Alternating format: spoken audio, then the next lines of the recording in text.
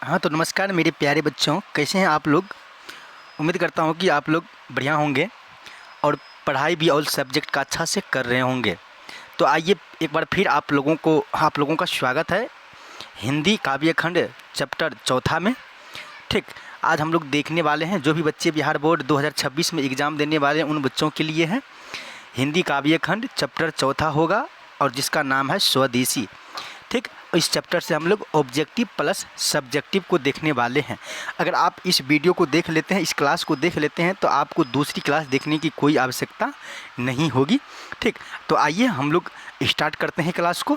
आप लोग लगाइए टेस्ट, ज़रूर लगाइए। ठीक, अगर आप वीडियो में जुड़ते हैं, क्लास में जुड़ते हैं, तो सबसे पहले आप क्लास को लाइक कीजिए और अपने दोस्तों को भी भेजिए इस क्लास को।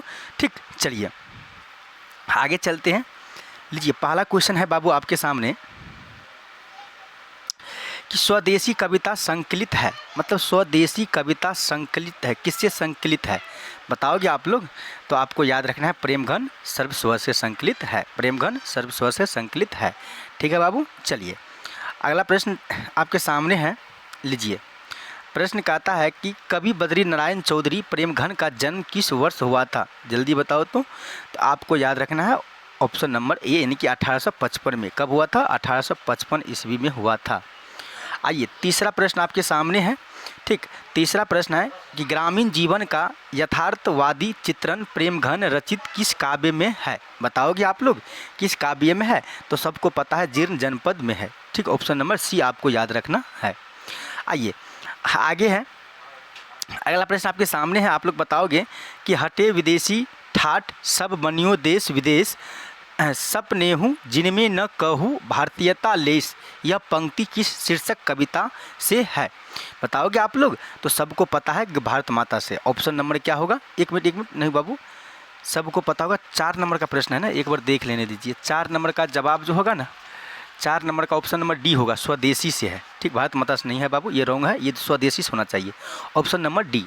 चलिए 5 नंबर प्रश्न आपके सामने है। आप लोग बताओगे 5 नंबर प्रश्न कि प्रेमघन किस युग के प्रमुख कवि थे, बताओ तो। प्रेमघन किस युग के प्रमुख कवि थे? तो सबको पता है ना, भारतेंदु युग के थे वो, ऑप्शन नंबर सी आपको याद रखना है, ऑप्शन नंबर सी।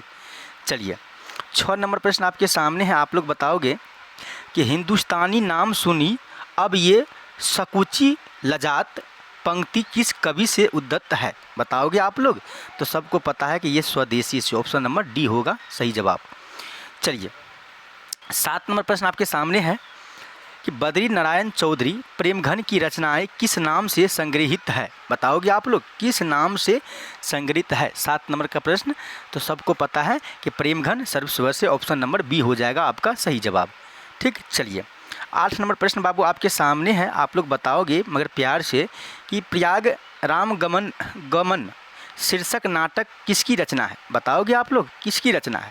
तो आपको याद रखना है ये प्रेमघन की रचना है, ऑप्शन नंबर डी हो जाएगा आपका सही जवाब। ठीक, प्रेमघन की रचना है।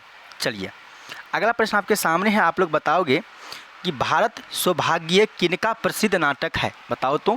भारत सौभाग्य किनका प्रसिद्ध नाटक है, जल्दी बताओगे आप लोग। ऑप्शन नंबर क्या होगा? 9 नंबर का प्रश्न, तो आपको याद रखना कुंवर नारायण का है ये। किसका है ये? कुंवर नारायण का। ठीक, ऑप्शन नंबर ए हो जाएगा आपका सही जवाब। आइए 10 नंबर प्रश्न आपके सामने है। आप लोग बताओगे जीर्ण जनपद किस कवि की रचना कृति है, बताओगे। जीर्ण जनपद किस कवि की रचना या कृति है।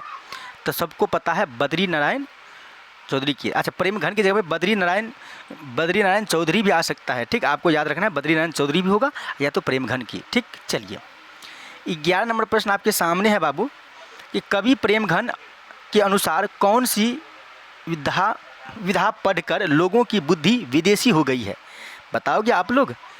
बताओगे, ये कवि कहते हैं ना। यस सर, तो आपको याद रखना है विदेशी विद्या पढ़ करके सबका बुद्धि विदेशी हो गया है। चलिए ऑप्शन नंबर सी याद रखना है।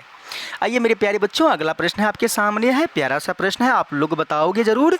स्वदेशी शीर्षक पाठ के रचनाकार कौन है, जल्दी बताओ। सबको पता है सर प्रेमघन है ना हो, प्रेमघन, ऑप्शन नंबर डी याद रखना है। आइए 13 नंबर प्रश्न आपके सामने है मेरे प्यारे बच्चों। 13 नंबर प्रश्न है कि स्वदेशी पाठ के स्वदेशी पाठ के अनुसार अब हिंदू लोग मिलने पर आपस में किस भाषा में बात नहीं करते? तो सबको पता है कि हिंदी में आप बात नहीं करते, एकदम चलेगा अंग्रेजी, अंग्रेजी चलेगा, अंग्रेजी। ठीक, ऑप्शन नंबर आपको सी याद रखना है। चलिए अगला प्रश्न आपके सामने है मेरे प्यारे बच्चों, बताओगे आप लोग कि स्वदेशी शीर्षक पाठ में दोहों का संकलन किस पुस्तक से लिया गया है? बताओगे आप लोग। 14 नंबर का प्रश्न है बाबू। तो आपको याद रखना ऑप्शन नंबर ए यानी कि प्रेमघन स्वदेशी से लिया गया है, प्रेमघन स्वदेशी से लिया गया है, आपको याद रखना है। आइए 15 नंबर का प्रश्न आपके सामने है, आप लोग बताओगे, ज़रूर बताओगे, प्रेमघन अपना आदर्श किसे मानते थे? बताओ तो प्रेमघन अपना आदर्श किसे मानते थे? तो सबको पता है कि भारतेंदु हरिश्चंद्र को। ऑप्शन नंबर डी होगा आपका सही जवाब। आइए चलते हैं आगे। 16 नंबर प्रश्न आपके सामने है, आप लोग बताओगे मेरे प्यारे बच्चों कि प्रदेश की विद्या पढ़ने का क्या परिणाम हुआ? बताओगे। सबकी बुद्धि भारतीय हो गई, सबकी बुद्धि विदेशी हो गई, या सबकी बुद्धि आध्यात्मिक हो गई, या इसमें सभी? नहीं नहीं, सबकी बुद्धि विदेशी हो गई। ऑप्शन नंबर का होगा? तो ऑप्शन नंबर आपका बी होगा। चलिए आगे चलते हैं। अगला प्रश्न आपके सामने है, लीजिए कि सभे विदेशी वस्तु नर गति रति रीत लखात डर जस कुछ न अब भारत में दर्शात। ये किस कविता की पंक्ति है? बताओ तो आप लोग। तो आपको याद रखना ऑप्शन नंबर बी हो जाएगा, इनकी भारतीयता। इनकी ये किसका कहना है? ये भारतीयता का। ठीक, चलिए 18 नंबर प्रश्न आपके सामने है, आप लोग बताओगे प्रेमघन ने मुख्य रूप से किस भाषा में काव्य रचना की है? बताओगे आप लोग। प्रेमघन ने मुख्य रूप से किस भाषा में काव्य रचना की है? बताओ तो। आपको याद रखना है कि किस भाषा में काव्य की रचना की है। तो आपको याद रखना है मेरे प्यारे बच्चे, ऑप्शन नंबर हो जाएगा ए यानी कि ब्रज भाषा में। ऑप्शन नंबर ए हो जाएगा आपका सही जवाब। आइए अगला प्रश्न है आपके सामने, स्वदेशी शीर्षक पाठ्य पुस्तक में संकलित कविता किस छंद में है? बताओगे किस छंद में है? जल्दी बताओ, जल्दी बताओ मेरे प्यारे बच्चे। 19 नंबर प्रश्न है, तो सबको पता है कि ये दोहा में है। ऑप्शन नंबर बी होगा राइट जवाब। चलिए बहुत अच्छा। आइए अगला प्रश्न आपके सामने है कि विदेशी से कवि का क्या तात्पर्य है? बताओगे आप लोग। विदेशी से कवि का क्या तात्पर्य है? जल्दी बताओ। 4 ऑप्शन है बाबू, तो आपको याद रखना है, आपका ऑप्शन नंबर हो जाएगा, राइट आंसर हो जाएगा ए यानी कि अंग्रेजी। विदेशी से कवि का क्या तात्पर्य है? यानी कि अंग्रेजी है। ठीक, चलिए आइए 21 नंबर प्रश्न आपके सामने है, आप लोग बताओगे 21 नंबर प्रश्न कि कवि प्रेमघन को भारत में क्या दिखाई नहीं देता है? जल्दी बताओ, कवि प्रेमघन को भारत में क्या दिखाई नहीं देता है? तो मेरे प्यारे बच्चों आपको याद रखना है ऑप्शन नंबर डी होगा, यानी कि भारतीयता उसे दिखाई नहीं देता है। भारतीयता, जहाँ भी जाओ अगर हिंदी में बात किया तो कोई मान्यता नहीं है, तुमको वहाँ से भगा दिया जाएगा। इंग्लिश इंग्लिश इंग्लिश, क्या ये इंग्लिश रखा है बाबू? चलिए आगे है, आगे है, सबसे प्यारा भाषा अपना हिंदी है बाबू। ठीक, प्रेमघन का जन्म कहाँ हुआ था? बताओगे प्रेमघन का जन्म कहाँ हुआ था? जल्दी बताओ जल्दी, सबसे इम्पोर्टेंट प्रश्न है, 22 नंबर का प्रश्न है, प्रेमघन जी का जन्म कहाँ हुआ था? तो सबको पता है, ऑप्शन नंबर हो जाएगा आपका ए यानी कि मिर्ज़ापुर में। कहाँ हुआ था? मिर्ज़ापुर में हुआ था। ऑप्शन नंबर ए हो जाएगा आपका सही जवाब। चलिए बहुत अच्छा, आइए चलते हैं आगे। अगला प्रश्न हम लोग देखते हैं, लीजिए अगला प्रश्न है मेरे प्यारे बच्चों, अगला प्रश्न आपके सामने है कि प्रेमघन जी किस राज्य के निवासी थे? बताओगे प्रेमघन जी किस राज्य के निवासी थे? जल्दी बताओ। सबको पता है सर ये उत्तर प्रदेश के निवासी थे, सर ये उत्तर प्रदेश के निवासी से। ऑप्शन नंबर सी हो जाएगा आपका सही जवाब। आइए आगे चलते हैं, अगला प्रश्न है आपके सामने है, आप लोग बताओगे मगर प्यार से। चलिए अगला प्रश्न है, अगला प्रश्न है कि प्रेमघन ने किस साप्ताहिक पत्र का संपादन किया? बताओगे आप लोग प्रेमघन ने किस साप्ताहिक पत्र का संपादन किया? जल्दी बताओ। 24 नंबर प्रश्न आपके सामने है, आपको याद रखा है नगरी नीरद। ऑप्शन नंबर ए हो जाएगा आपका सही जवाब। चलिए बहुत अच्छा, बहुत बढ़िया। आइए चलते हैं आगे। 25 नंबर प्रश्न आपके सामने है, आप लोग बताओगे। 25 नंबर प्रश्न कहता है कि प्राचीन भारत में चारों वर्णों में चाह थी। एक बार क्वेश्चन पढ़ने थी, प्राचीन भारत में चारों वर्णों में चाह थी, क्या चाह थी? जल्दी बताओगे आप लोग क्या चाह थी? तो आपको याद रखना है दासवृत्ति का चाह थी। ऑप्शन नंबर बी आपका सही जवाब हो जाएगा। ये 26 नंबर प्रश्न आपके सामने है, कुछ ही प्रश्न बचा हुआ है। चलिए, प्रेम घन की काव्य कृति है, बताओ तो इस चारों ऑप्शन में से कौन प्रेम घन की कृति है? जल्दी बताओगे आप लोग, जल्दी बताओगे तो आपका सही जवाब हो जाएगा ऑप्शन नंबर जी, यानी कि जीर्ण जनपद। ठीक, ऑप्शन नंबर सी आपको याद रखना है। आइए आगे चलते हैं, अगला प्रश्न है आपके सामने है, प्यारा सा प्रश्न है, प्रेम घन की प्रसिद्ध नाटक की कृति कौन सी है? बताओगे आप लोग, प्रेम घन की प्रसिद्ध नाटक की कृति कौन सी है? तो आपको याद रखना है बी और सी, यानी कि प्रयाग रामागमन और एक है भारत सौभाग्य, ये दोनों है किसका? प्रेम घन की है। ठीक, प्रसिद्ध नाटक है ये। ठीक, ऑप्शन नंबर डी हो जाएगा आपका सही जवाब। चलिए चलते हैं आगे, 28 नंबर प्रश्न आपके सामने है, आप लोग बताओगे। 28 नंबर प्रश्न आपके सामने है, 1 मिनट रुक जाओगे। चलिए, क्या हो गया ये? आइए, 28 नंबर प्रश्न कहता है, प्रेम घन ने 1874 ईस्वी में किस समाज की स्थापना की? जल्दी बताइए। प्रेम घन ने 1874 ईस्वी में किस समाज की स्थापना की? तो सबको पता है, रसिक समाज की। ऑप्शन नंबर सी हो जाएगा आपका सही जवाब हो जाएगा, ऑप्शन नंबर सी आपको याद रखना है। चलिए आगे चलते हैं, अगला प्रश्न आपके सामने है, आप लोग बताओगे कि डफली का अर्थ क्या है? बताओ तो डफली का अर्थ क्या है? जल्दी, डफली का अर्थ क्या है? तो सबको पता है कि डफ बजाना, बजा या बजाने वाला। ऑप्शन नंबर क्या हो जाएगा? डी हो जाएगा। ठीक, आपको याद रखना है। चलिए आगे है, 30 नंबर प्रश्न है, मात्र 5 प्रश्न और बचा हुआ है। ठीक, आइए, प्रेम घन ने इनमें से किस सामाजिक पत्रिका का संपादन किया? जल्दी बताओगे। प्रेम घन ने, ये जो 4 ऑप्शन है, ये चारों ऑप्शन में से किस मासिक पत्रिका का संपादन किया? जल्दी बताओगे। 30 नंबर प्रश्न बाबू आपके सामने है, तो आपको याद रखना है, ऑप्शन नंबर आपका हो जाएगा सी, आनंद कादम्बिनी। ठीक, ऑप्शन नंबर आपको सी याद रखना है।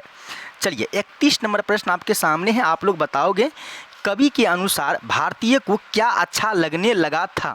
जल्दी बताओ। कवि के अनुसार भारतीय को क्या अच्छा लगने लगा था? जल्दी बताओगे आप लोग। ठीक, तो ए है विदेशी चाल चलन, बी है विदेशी वेशभूषा, सी है विदेशी रहन सहन, और डी है इनमें से सभी। ये सब कुछ आज हिंदी की मर्यादा नहीं है। अगर आप जहाँ भी जाइए, अगर आप हिंदी में बात करते हैं तो आपको वहाँ से भगा दिया जाएगा, एकदम इंग्लिश चाहिए, इंग्लिश नहीं। लेकिन सबसे प्यारा भाषा हिंदी है, लेकिन फिर भी ये संविधान में नहीं दिया गया है, सिर्फ संविधान में 22 ही भाषा का उल्लेख है। ठीक, आपको याद रखना है। आइए आगे चलते हैं, अगला प्रश्न आपके सामने है, लिखा हुआ है कि प्रेम घन ने किस समाज की रचना की? बताओगे आप लोग, प्रेम घन ने किस समाज की रचना की? तो सबको पता है, रसिक समाज की रचना की, वो रसिक समाज की रचना की। ठीक, चलिए अगला प्रश्न आपके सामने है, लिखा हुआ है, प्रेम घन ने किस संस्था की स्थापना की? बताइए, प्रेम घन ने किस संस्था की स्थापना की? तो सबको पता है, वही देखिए प्रश्न को घुमा फिरा करके पूछ रहा है, तो आपको याद रखना रसिक समाज का। ठीक, चलिए आगे चलते हैं, 34 नंबर प्रश्न आपके सामने है, आप लोग बताओगे मगर प्यार से। कवि प्रेम घन समाज के किस वर्ग की आलोचना करता है? बताओगे आप लोग। कवि प्रेम घन समाज के किस वर्ग की आलोचना करता है? जल्दी बताओगे मेरे प्यारे प्यारे बच्चों। तो आपको याद रखना है सुविधा भोगी, इसकी आलोचना करता है कौन? कवि प्रेम घन समाज के। ठीक, चलिए आगे चलते हैं, 35 नंबर प्रश्न अंतिम प्रश्न है, आप लोग बताओगे जरूर, और ये प्रश्न आप लोगों के हवाले है, प्रेम घन की मृत्यु कब हुई थी? आप लोग जरूर बताइएगा कमेंट बॉक्स में। ठीक, ये प्रश्न आप लोगों के हवाले कर रहा हूँ। ठीक, इसलिए आप लोग जवाब जरूर देना कि प्रेम घन की मृत्यु कब हुई थी। तो आइए हम लोग 35 प्रश्न को देखे हैं, टोटल 35 प्रश्न देखे हैं। तो आप लोग बताओगे बाबू कि 35 प्रश्न में से आप लोगों का कितना प्रश्न सही हुआ है? ज़रूर बताना कमेंट बॉक्स में। ठीक, कमेंट बॉक्स में। चलिए देख लेते हैं सब्जेक्टिव क्वेश्चन है या नहीं है। हाँ, सब्जेक्टिव है। चलिए, तो हालांकि हम PDF दे देंगे, ठीक है, तो आप लोग सब्जेक्टिव क्वेश्चन को देख लीजिएगा, देखिएगा और अच्छा से पढ़िएगा क्वेश्चन को। ठीक, क्वेश्चन को अच्छा से पढ़िएगा। लिखा हुआ, कवि को भारत में भारतीयता क्यों नहीं दिखाई पड़ती? ठीक है, तो इसलिए इस चीज़ को आप लोग पढ़िएगा ध्यान से, और जब तक पढ़ते नहीं तब तक आप कुछ नहीं कर पाते हैं। और ये जो सोचिएगा याद कर लेंगे नहीं, इसको पढ़ के और समझना है और अपने शब्दों में लिखना है। जो आप समझते हैं वही चीज़ को लिखना है। अगर कोई शब्द गलत हो रहा है तो कोई दिक्कत नहीं, लेकिन भाव समझ में आना चाहिए। ठीक है, चलिए कितना है प्रश्न देख लेते हैं। दूसरा प्रश्न है, दूसरा है कि कवि समाज के किए वर्ग की आलोचना करता है और क्यों? ठीक, 2 नंबर प्रश्न है, क्या वह देख लेते हैं। एक में 3 3 है, देखिए सब्जेक्टिव भी है, इसमें 4 है, देखिए 4 है, उसके बाद 5 है, ठीक। कवि ने डेफाली किसे कहा और क्यों कहा आपको बताना है, आप पढ़िएगा, इसमें समझ जाइएगा, ठीक। चलिए आगे है, व्याख्या करें। मनुज भारती देखी कऊ सकत नहीं पहचान, ठीक। इसकी व्याख्या करना है, आप लोग अपने से पढ़िएगा और अपने भाषा में लिखने का प्रयास कीजिएगा, ठीक। अपने शब्द में लिखने का प्रयास कीजिएगा, ठीक। फिर वही है, व्याख्या करें। अंग्रेजी रुचि गिरही सकल वस्तु देश विपरीत, ठीक। इसका व्याख्या करना है, तो यहाँ किया हुआ है, देख सकते हैं आप लोग, देख सकते हैं। आगे और भी है, हाँ और भी है। 7 नंबर प्रश्न है, देखिए आप लोग सारा प्रश्न को जरूर पढ़ना, ठीक। चलिए 8 नंबर प्रश्न है कि स्वदेशी कविता का सारांश अपने शब्दों में लिखिए। इसको पढ़ लेना है और अपने शब्द में लिखना है, ठीक। इसको पढ़ करके अपने शब्दों में ही लिखना है, देखिए, ठीक। तो टोटल 7 सब्जेक्टिव भी है, ठीक। इम्पोर्टेंट सब्जेक्टिव दिया गया है, ठीक। आप लोग ज़रूर पढ़ें, ठीक। तो चलिए बाबू बताइए कि आज का क्लास आप लोगों को कैसा लगा। अगर आप लोगों को आज का क्लास अच्छा लगा है तो आप लोग जो भी बच्चे अभी तक क्लास को लाइक नहीं किए हैं तो क्लास को लाइक कीजिए, अपने दोस्तों में भी इसे क्लास को शेयर कीजिए, और जो बच्चे अभी तक चैनल को सब्सक्राइब नहीं किए हैं तो सब्सक्राइब कर लीजिए, ताकि इस चैनल के माध्यम से आपको ऑल सब्जेक्ट का ऑब्जेक्टिव और सब्जेक्टिव करवाया जा रहा है। उसके बाद आप लोगों को पता है कि मैथ का कॉन्सेप्ट भी चलता है, उसके बाद हिंदी व्याकरण का भी कॉन्सेप्ट चलता है, और बहुत जल्द ही संस्कृत व्याकरण का भी कॉन्सेप्ट आने वाला है, बहुत जल्द ही, ठीक। लेकिन देखिए इतना भरोसा रखिएगा कि इतना पढ़ा देंगे कि ताकि आपके एग्ज़ाम में एको को प्रश्न नहीं छूटेगा, ठीक। कोई संस्कृत का बुद्धिमान व्यक्ति नहीं है हम, ठीक। इसलिए इतना पढ़ा देंगे ताकि संस्कृत से आपके एग्ज़ाम में एक भी प्रश्न नहीं छूटने वाला है। तो चलिए आज के लिए इतना ही, मिलते हैं नेक्स्ट क्लास में, तब तक के लिए जय हिंद, वंदे मातरम, आप सभी को बाय बाय।